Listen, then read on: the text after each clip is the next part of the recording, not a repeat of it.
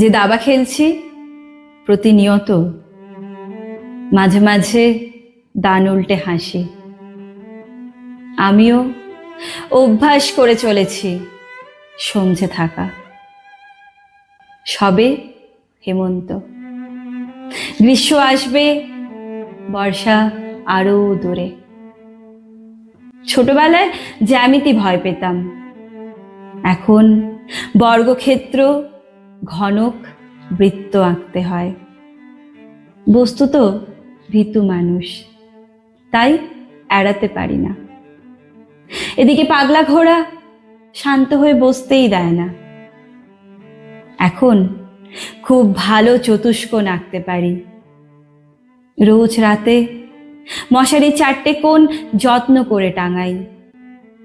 ওর ভেতরে শুয়ে থাকে আমার ভালোবাসা, আদর, ত্রিকোণ মন, ঘোড়া, জঙ্গল, সমুদ্র।